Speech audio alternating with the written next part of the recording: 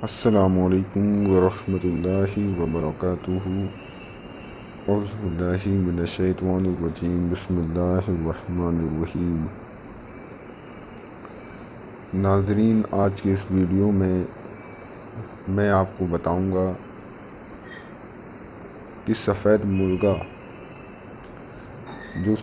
مرغا جسے ہم بڑا ہی بیکار، ناکارہ اور گندا جانور سمجھتے ہیں، اس کی کتنی بڑی فضیلت ہے، اس کو پالنے کی کتنی بڑی فضیلت ہے، اور پیارے آقا نے اس کے بارے میں کیا کہا، وہ میں آج آپ کو بتاؤں گا، اور پیارے آقا سے جڑی کچھ باتیں بھی میں آپ کو آج بتاؤں گا جو انشاءاللہ تعالی عز و جل آپ کے بہت زیادہ کام آئیں گی، دنیا میں بھی کام آئیں گی اور آخرت میں بھی کام آئیں گی۔ تو آپ سب سے گزارش ہے کہ اس ویڈیو کو دیکھو، کیونکہ یہ ہمارا جو یہ چینل ہے یہ نیا بنا ہے، تو اس کو ضرور دیکھیں آپ۔ ویڈیو اگر آپ کو پسند نہ آئے، کچھ خرابی دقت ہو تو کمنٹس کریں، سوال پوچھیں ہم سے، ہم آپ کے سوال کا جواب ضرور دیں گے۔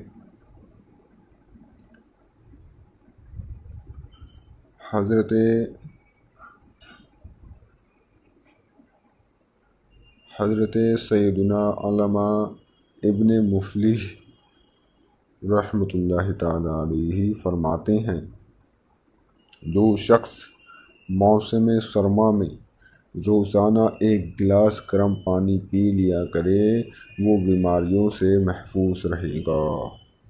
یعنی ہر ایک مہینے میں آپ نے مان کے چلیے، سفر کا مہینہ ہو، 12 ربیع الاول کا مہینہ ہو، یا کوئی بھی مہینہ ہو، جنوری ہو، فروری ہو، تو اس مہینے میں آپ صرف ایک بار گرم پانی پی لیجئے تو پورا مہینہ آپ بیماریوں سے محفوظ رہیں گے انشاءاللہ۔ تو اس کی زیادہ سے زیادہ آپ پابندی کریں۔ بعض لوگوں کا کہنا ہے کہ ہم ہر ہفتے بیمار ہو جاتے ہیں۔ بعض لوگ اگر ہم سے ملتے ہیں تو بعض لوگ ہم سے یہ کہتے ہیں کہ ابھی ہم ٹھیک تھے، ایک ہفتے بعد دیکھا پھر ہم بیمار ہو گئے، پھر ہم نے دوائی خریدی، پھر ایک مہینے بعد پھر ہم بیمار ہو گئے۔ ارے تو تم بیمار بھی تو اپنی خطاؤں کی وجہ سے ہی ہو رہے ہو۔ ٹھنڈا پانی تم پیو ٹھنڈ کے اندر، گرم پانی تم سے پیا نہیں جاتا۔ ڈاکٹر پرہیز کرنے کو کہے، مرغا گوشت وغیرہ مت کھاؤ، تو مرغا بھی تم کھاتے ہو، پھر بعد میں کہتے ہو یار ڈاکٹر کی دوائی نے کام نہیں کیا۔ تو ساری کمیاں تو ہم میں ہی ہیں، ہمیں دوش نکالنے کی اب عادت سی پڑ گئی ہے۔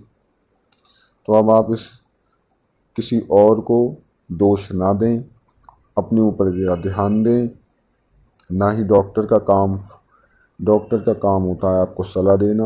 اب وہ صلاح آپ کو ماننی ہے نہ ماننی یہ آپ کے اوپر ہے۔ بہرحال آپ ہر مہینے میں ایک دفعہ گرم پانی پی لیا کرو، ایک گلاس، انشاءاللہ تعالی عز و جل پورے مہینے آپ بیماریوں سے محفوظ رہیں گے۔ یہ کون فرما رہے ہیں؟ یہ فرما رہے ہیں حضرت سیدنا علامہ ابن مفلح رحمۃ اللہ تعالی علیہ۔ الحدیث، جو عصر سے پہلے 4 رکعتیں ادا کرے گا، اللہ پاک اس کے بدن کو جہنم پر حرام فرما دے گا، صلی اللہ تعالی علیہ وآلہ وسلم۔ یعنی حدیث میں آیا ہے کہ جو شخص عصر کی نماز سے پہلے 4 رکعتیں ادا کرے گا، اللہ پاک اس کے بدن کو جہنم پر حرام فرما دے گا۔ جہنم یعنی جہنم کی آگ سے جہنم پر حرام فرما دے گا۔ سبحان اللہ، صلو علی الحبیب صلی اللہ تعالی علیہ وآلہ وسلم۔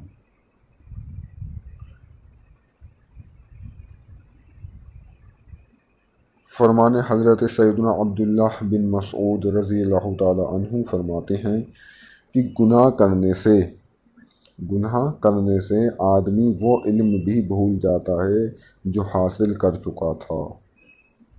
یعنی ہم کوئی گناہ میں مبتلا ہو گئے، اس سے پہلے ہمیں کوئی علم آتا تھا، تو ہم وہ گناہ کرنے کے بعد وہ علم بھی بھول جاتے ہیں۔ کیوں بھول جاتے ہیں؟ کیونکہ ہم پہلے سے ہی خطا کار ہیں۔ گناہ کرنے سے آدمی وہ علم بھی بھول جاتا ہے جو حاصل کر چکا تھا۔ تو گناہ سے بچتے رہیے، کیونکہ یہ گناہ ایک ایسی چیز ہے، ایک ایسا فساد ہے کہ آپ جب بھی گناہ کریں گے بعد میں آپ کو پچھتاوا تھوڑا بہت ہو، 5 لوگوں کو ہوتا ہے، پھر دوبارہ سے 1-2 دن کے بعد پھر سے وہ گناہ میں اسی میں مبتلا ہو جاتے ہیں۔ جیسے بعض لوگ شراب، جوا، یہ ساری چیزیں جو ہیں کرتے ہیں، شراب پیتے ہیں، پھر بعد میں کہتے ہیں اب سے ہم شراب نہیں پئیں گے۔ 1 ہفتہ پھر گزر گیا، پھر سے دیکھو تو اسے پھر سے وہ شراب کے اڈوں پہ بیٹھ کے شراب پی رہا ہے۔ تو یعنی وہ آدمی صحیح نہیں ہے۔ ایک تو تم گناہ بھی کر رہے ہو، پھر بعد میں تم کہہ رہے ہو کہ اللہ اب نہیں ہوگی، پھر تم گناہ کر رہے ہو، تو پھر یہ گناہ کبیرہ ہو جائے گا۔ یعنی گناہ بھی 2 طریقے کے ہوتے ہیں، ایک گناہ کبیرہ اور ایک گناہ صغیرہ۔ گناہ صغیرہ تو آپ کی نماز پڑھنے سے، معافی مانگنے سے، ان سب سے گناہ صغیرہ آپ کا ادا ہو جاتا ہے، پر گناہ کبیرہ آپ کا ان چیزوں سے معاف نہیں ہوتا۔ گناہ صغیرہ وہ گناہ ہوتا ہے جس کو ہم انہونی میں کر دیتے ہیں، یعنی ہمیں معلوم نہیں تھا کہ ہاں یہ گناہ ہے، تو یہ گناہ صغیرہ ہوا۔ اور اگر ہم جان بوجھ کے وہ گناہ کر رہے ہیں، اگر ہم جان بوجھ کے شراب پی رہے ہیں، جان بوجھ کے جوا کھیل رہے ہیں، تو وہ گناہ کبیرہ ہو جائے گا۔ اور اگر ہم گناہ صغیرہ کو بھی جان بوجھ کے کریں تو گناہ صغیرہ ہی گناہ کبیرہ بن جائے گی۔ اس پہ ذرا غور دیجیے، ایک گناہ صغیرہ ہوتا ہے، گناہ کبیرہ ہوتا ہے۔ گناہ صغیرہ وہ گناہ ہوتا ہے جو ہم انہونی میں کر دیتے ہیں، جس کی ہمیں معلومات نہیں ہوتی، اور گناہ کبیرہ وہ گناہ ہوتا ہے جسے ہم جان بوجھ کے کرتے ہیں۔ تو گناہ صغیرہ تو جو ہے نماز پڑھنے سے معاف ہو جاتا ہے، وہ گناہ صغیرہ جو ہے وہ معاف نہیں ہوتا۔ معاف کیجیے، گناہ کبیرہ جو ہے وہ معاف نہیں ہوتا۔ وہ تب معاف ہوگا یا تو آپ جنازے کو کندھا دینے سے معاف ہوگا، یا سچے دل سے توبہ کرنے سے کہ اللہ تبارک و تعالیٰ میں آگے سے گناہ نہیں کروں گا، یہ اللہ تو مجھے معاف کر دے، تو غفور الرحیم ہے۔ اور عہد کرنا دل میں کہ ہاں آگے سے مجھے یہ گناہ کرنا ہی نہیں ہے، اپنے اوپر شرم محسوس کرنا، تو اللہ پاک معاف کرے گا۔ تو گناہ کی 2 قسمیں ہیں، گناہ صغیرہ، تو گناہ کبیرہ۔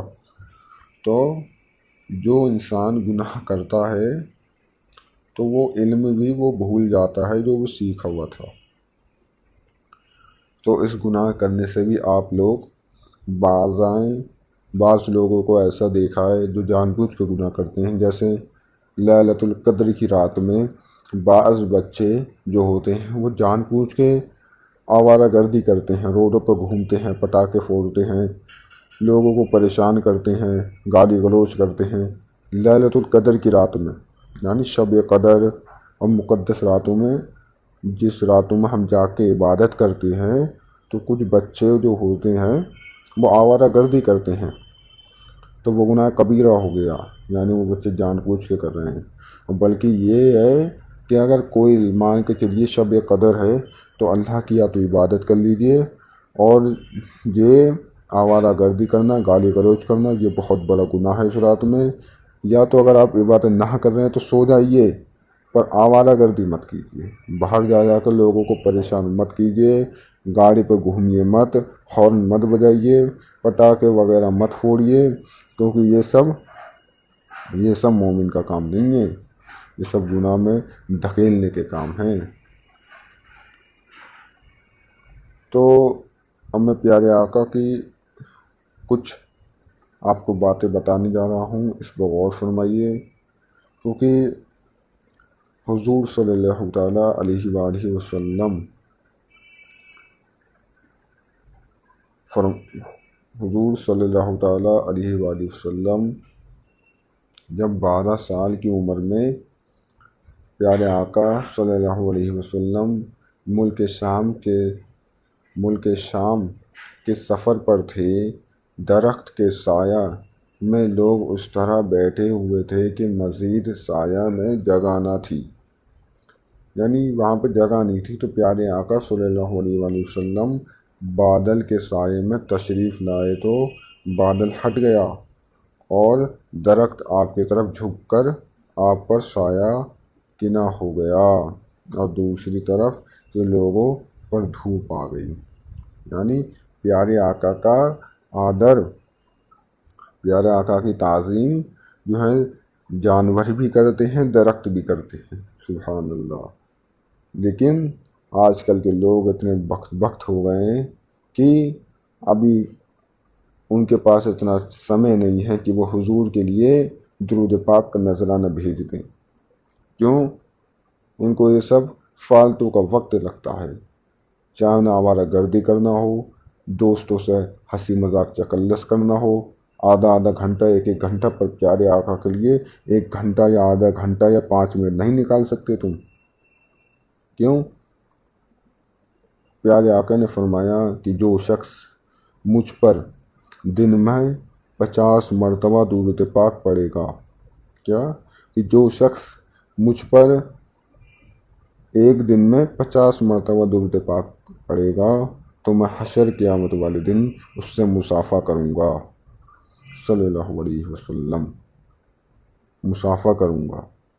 اب 50 درود پاک، اب درود پاک پڑھنے کے لیے کوئی وضو تھوڑی نہ بنانا پڑتا ہے آپ کو، کوئی بھی کام کر رہے ہیں، بہرحال مان کے چلیے آپ کسی کارخانے میں کچھ کام کر رہے ہیں، یا کہیں پہ کھیتی کسانی کر رہے ہیں، یا کسی کے یہاں دکان پر کچھ کام کر رہے ہیں، شو روم وغیرہ پر، تو 5 منٹ کا کام ہے، 5 منٹ حضور کے لیے نکالیے، 50 درود پاک ہر دن پڑھتے رہیے حضور پر، اور انشاءاللہ تعالیٰ عز و جل پھر حشر قیامت والے دن حضور اس شخص سے مصافحہ بھی کریں گے جو حضور پر ایک دن میں 50 مرتبہ درود پاک بھیجا کرتا تھا۔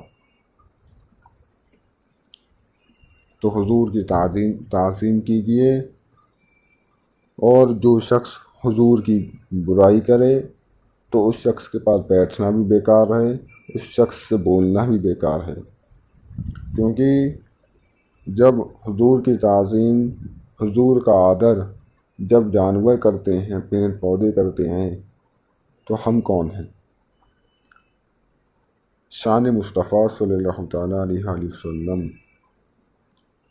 حضور صلی اللہ علیہ وآلہ وسلم اپنی امت میں سمیت سب سے پہلے پل صراط سے گزریں گے، اور آپ صلی اللہ علیہ وسلم سے پہلے کسی سے بھی ملک الموت نے روح قبض کرنے کی اجازت نہیں مانگی، یعنی ملک الموت نے سب سے پہلے حضور سے اجازت مانگی تھی کہ یا رسول اللہ میں آپ کی روح قبض کر لوں، اس سے پہلے ملک الموت نے کسی شخص سے اجازت نہ مانگی۔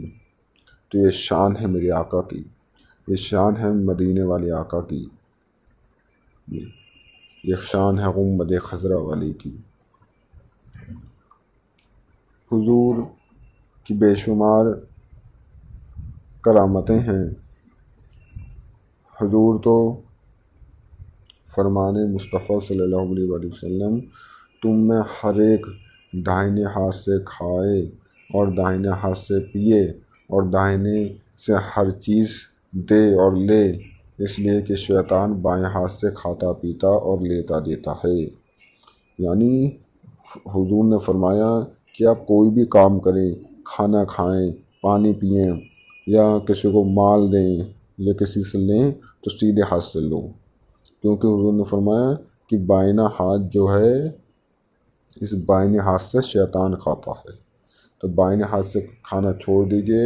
بعض لوگوں کو ہم نے یہ دیکھا ہے کہ بچے جو ہوتے ہیں وہ الٹے ہاتھ سے کھانا کھاتے ہیں، پر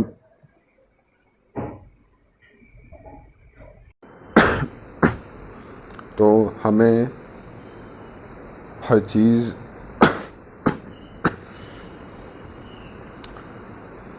ہمیں نماز نہیں چھوڑنی ہے، گناہوں سے بچنا ہے، نیکی کرنی ہے، لوگوں کو نیکی کی دعوت دینی ہے، کیونکہ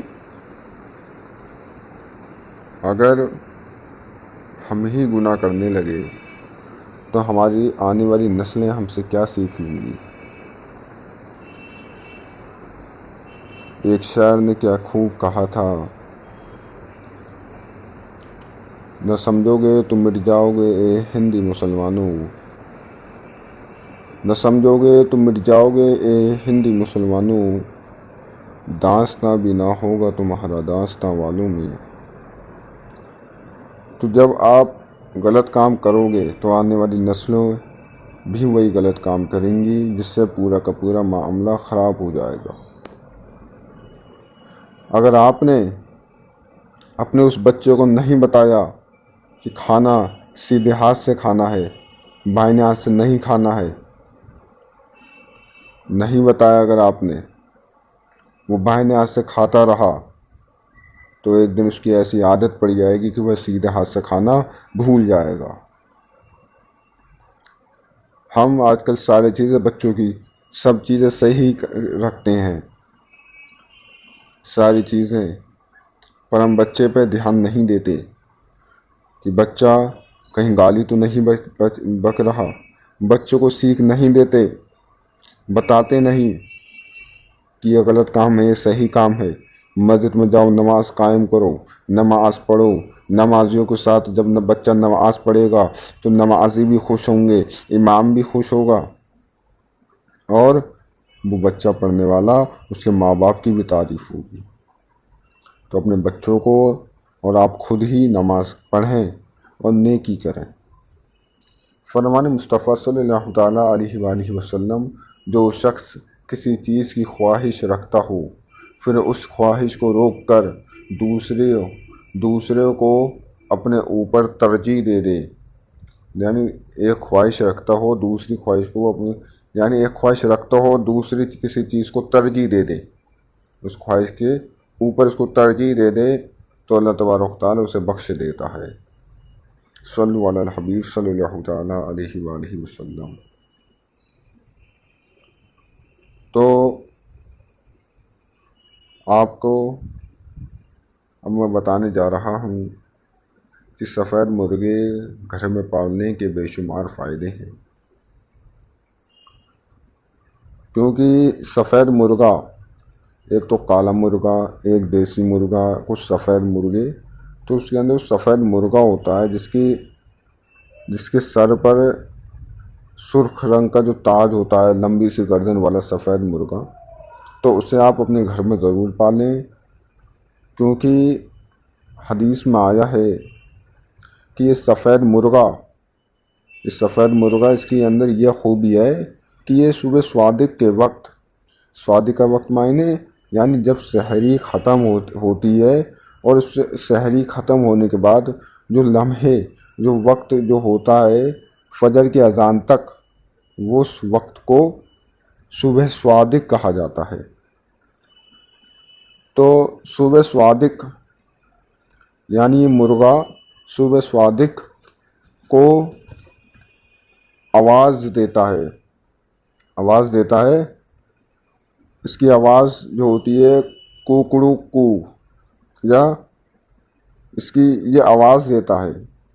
تو حدیث میں آیا ہے کہ یہ سفید مرغا جب اذان یا جب آواز نکالتا ہے، جب یہ فرشتوں کو دیکھتا ہے، یعنی سفید مرغا گھر میں پالنے سے ایک تو یہ تمہاری اس اٹھانے میں تمہیں مدد کرے گا۔ کیا مدد کرے گا؟ یعنی یہ صبح صادق کے وقت سے آواز لگانا شروع کر دے گا۔ صبح صادق کا مطلب اذان سے پہلے، فجر کی، تو آپ فجر کی اذان نماز میں بھی اٹھ جائیں گے۔ ایک تو یہ فائدہ ہو گیا، اور دوسرا فائدہ یہ ہے کہ یہ مرغا جب بولتا ہے صبح صادق کے وقت، جب فرشتوں کو دیکھ کر، یعنی جب رحمت والے فرشتے آتے ہیں تو یہ مرغا انہیں دیکھ لیتا ہے اور انہیں دیکھ کر آواز لگاتا ہے۔ تو جب یہ مرغا، سفید مرغا جب بھی آواز لگائے تو آپ کو چاہیے کہ دعا مانگیں رحمت کی دعا مانگے کہ اللہ تبارک و تعالیٰ مجھے بخش دے، میرے گھر والوں سب کو بخش دے، آمین۔ اب جب آپ نے دعا کی تو رحمت والے فرشتوں کو دیکھ کر اس مرغے نے جب آواز لگائی تو رحمت والے فرشتے آپ کی اس دعا کو آمین کہیں گے۔ جب رحمت والے فرشتے جب اس دعا کو آمین کہیں گے تو سبحان اللہ ہو جائے گی۔ کیوں؟ جب فرشتہ آپ کی دعا پر آمین کہہ رہا ہے تو وہ دعا رد ہی نہیں ہوگی۔ کیوں؟ کیونکہ تو اس لیے جب بھی کوئی مرغا صبح میں آواز لگاتا ہے تو اس وقت ہمیں اللہ تبارک و تعالیٰ سے رحمت کی دعا مانگنی چاہیے۔ اور جب یہ گدھا یا کتا جب یہ آواز نکالے، یہ گدھا اور کتا جب بھی بھونکے یا آواز نکالے تو سمجھ جاؤ کہ یہ شیطان کو دیکھ کے آواز لگاتا ہے۔ گدھا اور کتا جب بھی آواز لگائے گا، بھونکے گا تو یہ شیطان کو دیکھ کے بھونکتا ہے۔ تو ہمیں چاہیے اس وقت ہمیں لا حول ولا قوت الا باللہ یہ آیت پڑھنی چاہیے کہ اللہ ہماری سے حفاظت فرما، اس شیطان کے شر سے ہماری حفاظت فرما۔ کیونکہ جب صبح میں اذان ہوتی ہے، اذان 5 بار ہوتی ہے، 5 وقت کی نمازوں میں 5 بار اذان ہوتی ہے۔ تو جب اذان ہوتی ہے تو حضور نے فرمایا کہ جب اذان ہوتی ہے تو یہ شیطان جو ہے اذان کی آواز سے بھاگتا ہے گونج لگاتے ہوئے، اور فرشتے لوہے کے ڈنڈے لے کر اس کے پیچھے آتے ہیں اس کو مارنے کے لیے، اس کو بھگانے کے لیے۔ تو یہ شیطان جو ہوتا ہے یہ کتے کے کان میں جا کے چھپ جاتا ہے، کتے کے کان میں، یا آپ کے پخانے یا پیشاب پخانے میں جا کر، جہاں پخانہ آپ کرتے ہیں وہاں جا کر لیٹرین میں جا کر یہ گھس جاتا ہے، کیونکہ لیٹرین تو گندی جگہ ہے، اور کتا جو ہے یہ بھی ناپاک جانور ہے، تو فرشتے ناپاک چیزوں پر نہیں آتے۔ تو یعنی یہ ایسی چیزوں کی تلاش کرتا ہے جو چیز ناپاک ہے، وہاں جا کے چھپ جاتا ہے جس سے فرشتے جو ہیں اس کا کچھ نہ کر پائیں۔ تو جب بھی گدھا یا کتا بھونکے یا کچھ بھی آواز نکالے تو لا حول ولا قوت الا باللہ ہمیں پڑھنی چاہیے۔ اور دوسری حدیث میں یہ آیا ہے کہ جب بھی سفید مرغا آواز آپ کے گھر میں لگائے گا، سفید مرغا گھر میں پالنا، حضور نے فرمایا کہ اپنے گھر میں سفید مرغا پالا کرو کیونکہ یہ میرا دوست ہے اور میں اس کا دوست ہوں، اور اس کا دشمن میرا دشمن۔ حضور نے فرمایا، اور کیا فرمایا کہ سفید مرغا جس گھر میں بھی ہوگا اس گھر میں جادوگر کا جادو کام نہیں کرے گا، اور شیاطین جن اس گھر سے دور بھاگیں گے۔ پہلا تو بتائیے کتنا فائدہ ہے۔ جس جانور کو ہم فقیر ایسی حقیر سمجھتے تھے، جس جانور کو ہم گندا سمجھتے تھے، اس جانور کو پالنے کے کتنے بے شمار فائدے ہیں، بلکہ اس جانور کی تعریف خود پیارے آقا کر رہے ہیں۔ تو ہمیں کسی کی بھی برائی نہیں کرنی چاہیے، کسی بھی جانور کو غلط نہیں کہنا چاہیے۔ ہمیں کیا معلوم کہ اس جانور کا مرتبہ کتنا ہے اللہ کے نزدیک۔ تو حضور اس مرغے کی، سفید مرغے کی تعریف فرما رہے ہیں، کہہ رہے ہیں، یہ فرما رہے ہیں کہ جس گھر میں بھی یہ سفید مرغا ہوگا تو اس گھر میں جادوگر کا جادو اور جنات وغیرہ اس گھر میں سے بھاگیں گے۔ اب جنات وغیرہ کیوں بھاگیں گے؟ اس لیے بھاگیں گے کہ سفید مرغا جب بھی آواز نکالتا ہے تو فرشتوں کو دیکھ کے نکالتا ہے۔ اور بعض لوگوں نے کہا کہ یہ اذان دیتا ہے صبح میں، تو اس کے بے شمار فائدے ہیں۔ آپ سفید مرغا ضرور پالیں کیونکہ اس کی تعریف پھر خود پیارے آقا نے کری، اور بہرحال جانور کو پالنے کے تو بے شمار فائدے ہیں۔ اب جیسے مان لیجئے، اب جانور کو پالنے کے کبوتر پال لیجئے، طوطے پال لیجئے، بکری پال لیجئے، حلال جانور پال لیجئے، ان کو پالنے کے بے شمار فائدے ہیں۔ مان کے چلیے اگر کوئی مصیبت اگر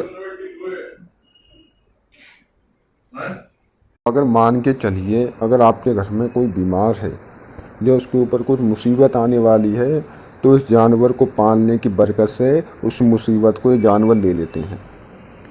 ایک تو ان کا یہ فائدہ ہے،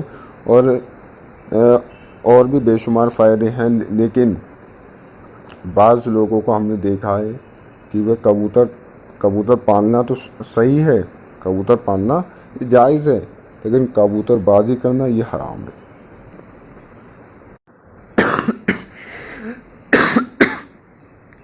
کیا؟ کبوتر بازی کرنا یہ حرام۔ تو کبوتر بازی کرنے سے بچیے۔ ایک مرتبہ حضرت 4 خلیفہ ہیں اسلام میں، حضرت ابو بکر صدیق رضی اللہ تعالیٰ عنہ، حضرت عمر فاروق اعظم رضی اللہ تعالیٰ عنہ، حضرت عثمان غنی رضی اللہ تعالیٰ عنہ اور حضرت مولا علی رضی اللہ تعالیٰ عنہ۔ تو تیسرے خلیفہ کا دور تھا حضرت عثمان غنی رضی اللہ تعالیٰ عنہ۔ تو مدینہ شریف میں کچھ نوجوان لڑکے کبوتر بازی کیا کرتے تھے۔ اب حضرت عثمان غنی کو پتہ چل گیا کہ فلاں محلے میں یہ نوجوان لڑکے کبوتر بازی کرتے ہیں، تو حضرت عثمان غنی نے ان کبوتروں کے پر کو کٹوا دیا۔ کیوں کٹوا دیا؟ نہ اب وہ کبوتر اڑ سکیں گے اور نہ یہ کبوتر بازی کریں گے۔ تو کبوتر بازی کرنا یہ حرام ہے اور اس سے بچیے۔ کبوتر پالنا یہ جائز ہے، لیکن کبوتر بازی کرنا یہ حرام ہے۔ کوئی بھی کام جب حرام ہو جاتا ہے، جب اس کے اوپر کوئی سٹا، پیسہ یا کچھ بھی وغیرہ لگتا ہے، مان کے چلیے کرکٹ کھیلنا یہ اچھی بات ہے، کرکٹ کھیلنا یہ اچھی بات ہے، ایک طریقے کی ورزش ہے، ایکسرسائز ہے۔ کرکٹ کھیلنا یہ تو صحیح ہے، لیکن کرکٹ کھیلتے ہوئے پہ پیسے لگانا کہ یہ فلاں ٹیم یہ جیتے گی، اس پر 100 روپے لگا رہا ہوں میں، تو یہ پھر حرام ہو گیا۔ تو اس کام کو کرنے سے بچیے۔ تو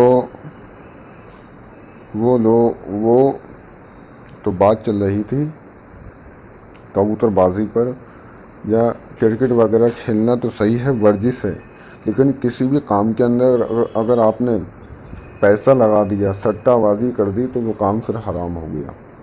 تو کبوتر بازی سے بھی آپ لوگ بچیے، کیونکہ کبوتر بازی کرنا یہ حرام ہے، اور کبوتر پالنا یہ ہاں صحیح ہے۔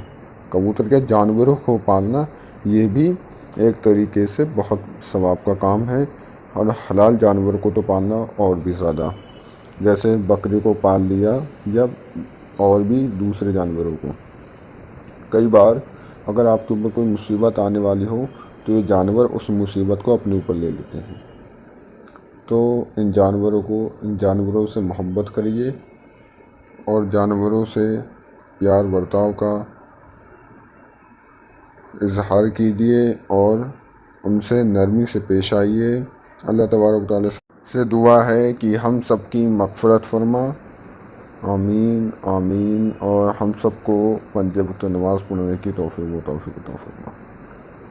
اور آپ لوگوں سے گزارش ہے کہ اس چینل پر نئے ہیں تو اس چینل کو سے جڑ جائیے، کیونکہ اس میں اب آنے والے سمے میں، آنے والے وقت میں ایسی ویڈیو آپ تک پہنچیں گی کہ انشاءاللہ تعالی عز و جل سن کر آپ جھوم اٹھیں گے۔ تو نماز پڑھیے، بڑوں کا کہنا مانیے اور اچھے کام کرتے رہیے، اور اللہ رسول کی اطاعت کیجیے۔ صلی اللہ تعالی علیہ وآلہ وسلم۔ السلام علیکم ورحمۃ اللہ وبرکاتہ۔